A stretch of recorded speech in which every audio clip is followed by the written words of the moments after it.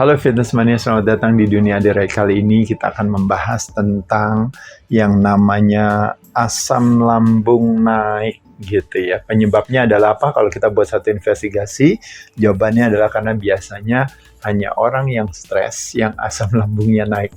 Bukan cuma permasalahan secara fisikalitas, tapi kadang-kadang cenderung permasalahannya secara mentalitas ya. Karena hubungannya apa? Karena hubungannya adalah ketika kemampuan kita untuk mencerna menjadi terhambat. Nah, saya akan mengajak teman-teman kali ini untuk kita buat satu investigasi ke dalam. Kenapa bisa terjadi yang namanya si asam lambung itu naik ya. Jadi sekali lagi kalau kita berbicara asam lambung naik ini bukan terjadi kenaikan produksi, bukan. Tapi yang terjadi adalah perpindahan lokasi. Ya, saya ulang sekali lagi ya. Jadi yang terjadi adalah bukannya kita produksi asam lambungnya kelebihan, tapi yang terjadi adalah ketika asam lambungnya pindah lokasi dari lambung kita, dia naik ke atas. Naik ke atas itu dalam arti naik ke yang namanya esofagus atau esofagial atau yang namanya pipe food atau pipa makanan kita, dia naik ke atas. Karena di ujung pipa tersebut, ya kalau teman-teman tahu ya, misalnya ya, di ujung pipa tersebut ini dia kebuka, dia naik ke atas. Asam lambungnya naik ke atas, ini pipa tersebut namanya LES, lower esophageal sphincter. Dia kebuka pada saat di mana terjadinya kekurangan produksi asam lambung. Nah, jadi saya ulang sekali lagi. Kenapa terjadi kekurangan produksi asam lambung? Kan bukankah harusnya kita mampu memproduksi asam lambung? Ya, karena kitanya stres. Kenapa kitanya stres? Karena kita mengaktifasi mode on dari yang namanya fight or flight tadi. Sehingga terjadi yang namanya proteksi. Tumbuh dan berkembang tidak terjadi, yang terjadi adalah proteksi. Makanya pada saat itu kemampuan kita untuk mencerna makanan akhirnya tidak terselenggara. Makanya menjadi dampak sampingnya adalah asam lambungnya kita naik. Nah, nanti boleh dimaknai sebagai genetik, nanti dimaknai sebagai apa, silahkan aja teman-teman. Tapi sekali lagi yuk kita belajar bersama-sama dulu alasannya ya. Nah, ini saya akan berikan nanti solusinya, ada 5. Tapi saya akan bahas dulu sama teman-teman tentang yang namanya, kita punya yang namanya autonomic nervous system ya. Kalau kita berbicara yang namanya sistem syaraf di tubuh kita gitu ya, yang secara otomatis dia akan dipengaruhi oleh yang namanya, ada masanya di mana stress respon yang akan menjadi konsekuensinya pada saat kita respon terhadap satu kejadian, ada di mana juga yang terjadi adalah relax respon atau yang namanya parasympathetic nervous system yang menjadi konsekuensinya. Nah, mereka ini seperti ibarat ayunan gini tuh teman-teman ya.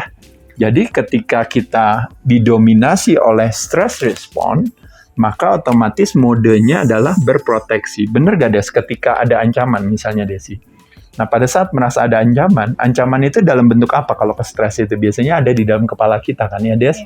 Biasanya kita merasa nggak nyaman kalau apa? Kalau kita ditarik ke depan, mengarahkan kita pada rasa takut dan khawatir. Betul nggak, Des? Ya. Atau kebalikannya kita ditarik ke belakang, mengarahkan kita pada rasa menyesal dan bersalah. Paham ya teman-teman sekalian ya? Jadi itu biasanya nggak jauh-jauh dari sana gitu ya. Jadi permasalahannya, makanya kenapa orang bilang permasalahan stres itu adalah permasalahan imajinasi yang ke depan, atau permasalahan memori yang ke belakang. Jadi biasanya kalau nggak ke depan, ke belakang gitu aja. Selalu masalahnya pasti di situ-situ terus ya.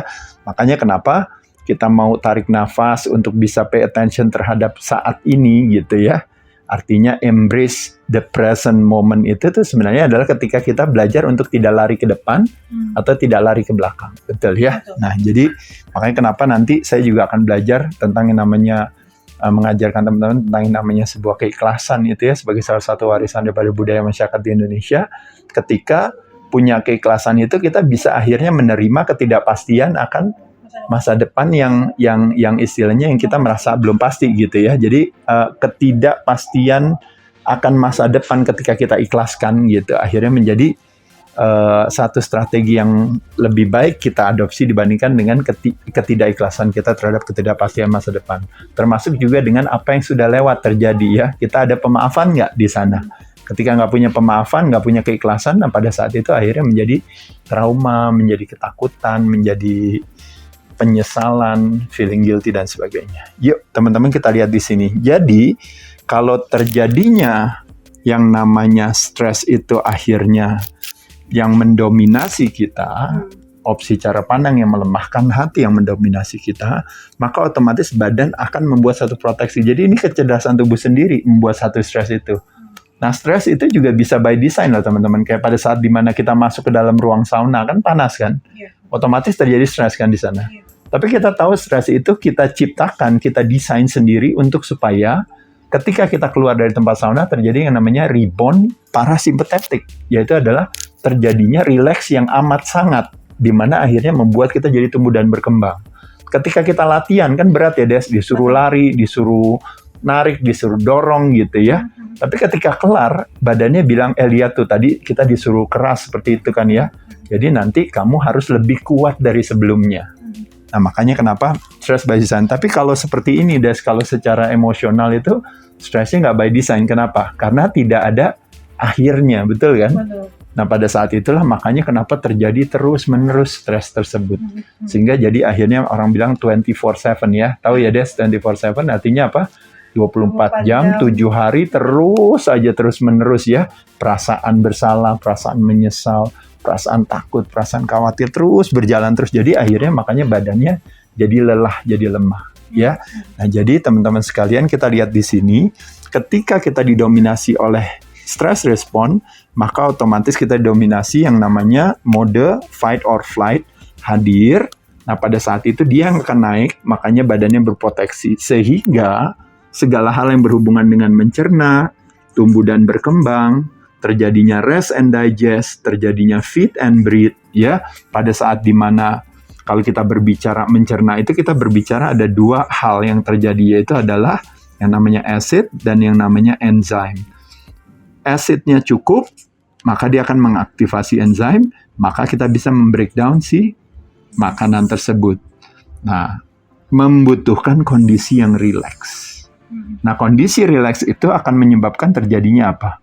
Pencernaannya akan optimal. Fungsi reproduksi juga akan baik juga kan kalau kita rileks kan Des, makanya kita bisa bereproduksi. Kalau kita rileks juga terjadi gak Des yang namanya recovery penyembuhan? Terjadi. Ketika kita rileks apa yang terjadi teman-teman? Perbaikan juga termasuk juga yang namanya salah satu kualitas tidur jadi lebih baik. Produksi melatonin kebalikannya daripada produksi kortisol. Melatonin yang hadir, kortisol hadir, melatoninnya yang berkurang. Imunitas jadi naik apa jadi turun Des? Jadi naik otomatis. Selain itu juga terjadi yang namanya regenerasi sel dan juga pembentukan sel baru. Termasuk juga kemampuan tubuh untuk membuat satu keseimbangan baru yang namanya homeostatis.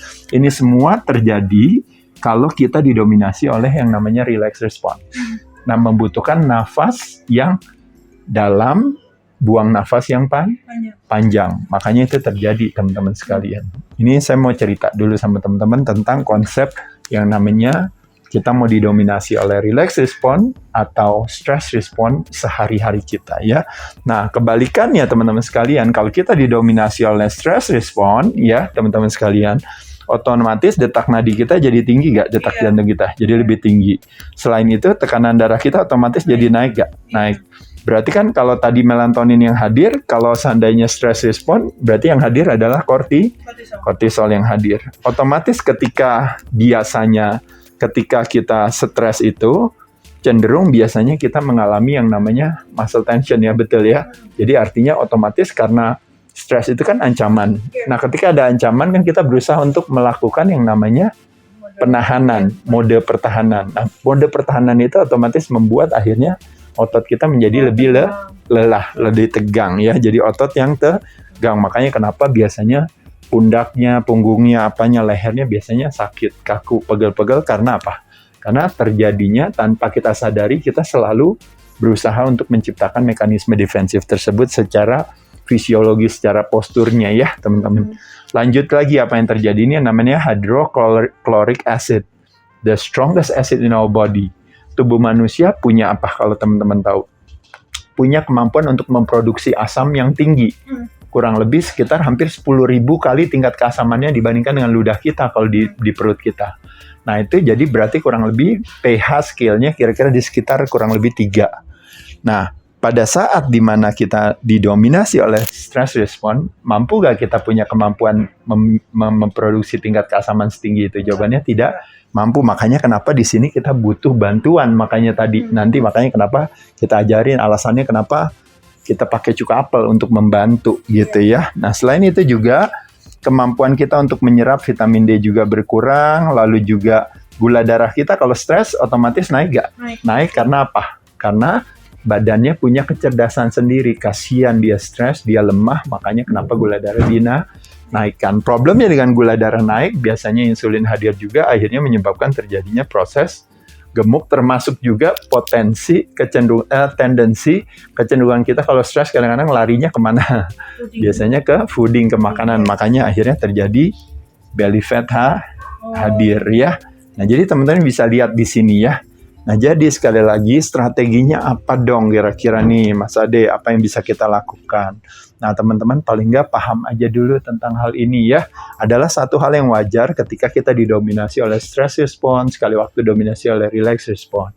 Tapi memang overall menyenangkan. Kalau Desi boleh pilih, ditanya Desi lebih pilih mana? Yang relax. Pilih lebih relax yang harus mendominasi ya. Kalau stres, kalau bisa hanya by design aja. Nggak mau terjadinya emotional stress ya. Nah jadi strateginya adalah menghadapi 5 stres tersebut ya. Jadi kalau orang menggunakan namanya stress management, orang menggunakan minimize stress. Tapi kalau saya mengistilahkannya apa teman-teman sekalian? There is no stress in the world. It's only people who has a stressful thought. Salah paham aja sebenarnya. Nah jadi kalau seandainya kita stres, opsi cara pandang kita yang melemahkan hati yang mendominasi kita, nah kita tidak boleh menjadikan itu sebagai identifikasi atau identitas diri kita. Kita bilang nih kayaknya salah mikir deh kalau kayak gini deh, kayaknya nggak oke banget. Desi kan merasa sedih kan? Emosi dari kata emofera, tubuh yang terusik karena opsi cara pandang kita. Cara pandang kita salah. Karena kenapa bisa cara pandang kita bisa salah gak Des? Bisa aja. Nah kenapa bisa salah? Karena data dan informasinya nggak akurat. Paham kan? Kalau badan kita akumulasi daripada apa yang kita masukkan dari mulut kita, betul ya? Iya, betul. Nah, sedangkan kalau kita bilang pikiran kita adalah akumulasi daripada data dan informasi yang kita dengar, yang kita saksikan, yang kita lihat, betul ya, Des? Melalui panca indera kita. Bisa gak data informasi yang masuk ke kepala kita nih, contohnya misalnya masuk ke badan kita itu, ternyata tidak akurat? Bisa aja. Bisa gak ternyata informasinya kurang lengkap? Bisa. Bisa gak ternyata informasinya ternyata malah berbanding terbalik dengan kebenarannya? Iya, bisa gak? Bisa. Tapi karena udah masuk di kepala kita dan kita buat satu identifikasi diri kita, Des, kita pikir itu adalah kebenarannya. Nah pada saat itu makanya badannya terusik. Nah makanya teman-teman sekalian, sekali lagi memang kalau kita berbicara soal nomor 1 strateginya adalah yang disebut dengan namanya positive thinking. Itu semua orang pasti paham ya, tahu ya. Des, ya udah Des, coba Des, mungkin ada opsi cara pandang lain yang lebih menguatkan hati. Tapi memang cara ini nggak segampang itu, benar nggak? Betul. Kenapa nggak bisa segampang itu Des? Karena pada saat kita stres, yang bekerjanya adalah is a survival brain kita. Sedangkan kalau misalnya kita punya ketenangan, maka pada saat itu memungkinkan kita untuk mengaktifasi yang namanya intellectual brain kita, betul ya? Tapi sekarang pertanyaannya kan gimana caranya saya mau positive thinking? Sedangkan isi kepala saya berdasarkan Dr. Jonas Chang pernah mengatakan bahwa isi kepala manusia katanya hampir sebagian besar majority adalah apa? Unnecessary, unimportant, tidak penting, repetitif, itu saja apa yang kita pikirin hari ini. Apa yang kita pikirin kemarin, apa yang akan kita pikirin besok itu biasanya itu lagi. 85% negativitas dan 90% unreliable. Artinya apa, Des? Tidak bisa diandalkan. Nah, berarti kalau kita melihat dari konten dari isi kepala kita berdasarkan panca indera kita bisa tahu bahwa ternyata isinya itu kalau bahasanya sampah, bahasa Inggrisnya adalah rubbish. Nah, jadi rubbish. Jadi berarti apa yang harus kita lakukan? Kita harus menggunakan kecerdasan kita untuk memilih, menseleksi isi pikiran kita. Nah, ketika kita nggak gunakan kecerdasan kita gunakan si reptilian brain kita atau survival brain kita, maka otomatis yang terjadi, negative thinking. Karena negative thinking adalah mayoritas. Makanya saya mengerti dan memahami kalau teman-teman saya bilang, ayo udah yuk positive thinking aja Des, positive thinking. Desi lagi sedih, Desi lagi menderita. Lalu saya bilang, ayo Des, positive thinking. Desi lagi masih emosional, lagi ini apa ya, benar ya? Tapi mau nggak mau, jadi makanya kenapa fokusnya kalau gitu yaitu adalah harus nafas yang teratur. Nah, makanya nafas teratur membutuhkan pelajaran dalam bernafas yang baik dan benar. Nah, makanya kenapa kadang-kadang teman-teman sekalian, kita kadang-kadang mau sehat, katanya disuruh mengatur pola makan. Kadang-kadang kalau mau sehat disuruh mengatur pola gerak, yaitu adalah olahraga. Tapi yang kita lupa, yang sering kita harusnya menasihati orang untuk supaya kita bisa sehat adalah kita harus mengatur pola nafas. Karena pola nafas adalah hubungannya dengan pola pikir. Gerakan nafas kita pasti gerakan pikiran kita. Benar gak, Des? Iya, contoh misalnya, kalau Desi lagi kesal, lagi marah, nafasnya biasanya gimana? Pendek dan cepat. Ketika kita lagi sedang menggunakan pikiran kita dengan baik, biasanya kadang-kadang kita lagi relax, dekat dengan orang yang dikasihi, kita lagi baru dapat rezeki dan sebagainya, biasanya nafas kita panjang dan pelan. Nah, makanya kenapa yang saya sering cerita sama Desi, pada saat kita emosional, tidak memungkinkan bagi kita untuk mengambil satu keputusan. Karena pada saat itu kita tidak menggunakan yang namanya frontal lobe kita, atau frontal cortex, atau intellectual brain kita. Yang kita lakukan justru malah lebih kepada survival brain-nya. Bukan berarti salah juga, bisa jadi survival brain itu juga, bisa jadi ternyata ada istilahnya yang namanya spontaneous right action. Ternyata aksinya secara spontan taunya benar. Tapi majority kita it's a spontaneous wrong action biasanya. Selalu kita menyesal pada saat memutuskan sesuatu dalam kondisi emosi. Betul ya, Des ya. Nah, jadi balik lagi teman-teman, kalau berbicara breathwork, kita berbicara berarti tarik nafas lebih dalam, buang nafas lebih panjang. Selain itu kita juga bisa belajar untuk terekspos dengan stres, kita bermain di nafas, teman-teman sekalian. Boleh sekali waktu kita buang nafasnya lebih cepat. Sekali waktu boleh kita buang, lalu kita tarik perutnya. Sekali waktu boleh kita tarik dari kiri, tahan, lalu kita buang dari kanan. Kita tarik dari kanan, tarik, tahan, buang dari kiri. Itu namanya membersihkan nadi kita di sini ya, bolak-balik. Selain itu kita bisa melakukan aktivitas yang lain lagi, misalnya apa? Tarik nafas 4 detik, tahan 4 detik, buang nafas 4 detik, tahan 4 detik. Banyak berbagai strategi siasat dalam bernafas. Ini disebut yang namanya breathwork tadi. Sama aja kayak ngajarin, oleh gerakannya gini, Des. Oh, kita ganti supinasi, gerakannya jadi gini, Des. Oh, kita ambil gini, kita dorong ke atas, gerakannya jadi gini, Des. Oh, taruh di bawah, lalu kita tarik seperti tunjuk, jadi gerakannya gini. Banyak gak gerakannya? Banyak. Gerakan bernafas itu kurang lebih katanya ada sekitar 96 gerakan ya, atau sampai 108 kalau nggak salah ya. Berbagai strategi pengaturan pola nafas itu yang disebut dengan namanya taking charge of our life energy through breathing control, atau yang dikenal dengan namanya pranayama ya. Karena ini berbicara hubungannya dengan anatomi secara energi, bukan secara fisiologi ya. Nah, jadi teman-teman, ini teman-teman bisa Google sendiri lagi, banyak sekali informasi di luar sana. Teman-teman kita yang mungkin memang fokus belajar tentang breathwork, itu satu hal yang bagus ya. Nah, tapi kalau saya terus, gimana dong Mas Ade, yang gampang-gampang aja deh caranya supaya saya bisa punya positive thinking dengan apa? Dengan yang mudah. Nah, salah satu yang mudahnya adalah yang disebut dengan yang namanya unitasking. Nah, unitasking itu adalah setiap kita melakukan aktivitas pekerjaan, Des, kalau bisa kita fokus aja kepada satu aja. Nah, ketika kita fokus kepada satu, biasanya kecenderungan kita biasanya akan jadi lebih fokus. Betul. Benar gak? Ya. Kalau pas lagi masak, fokus aja benar-benar saya mau bikin makanan yang enak. Pas lagi naik mobil, fokus aja emang benar mau nikmatnya berkendara.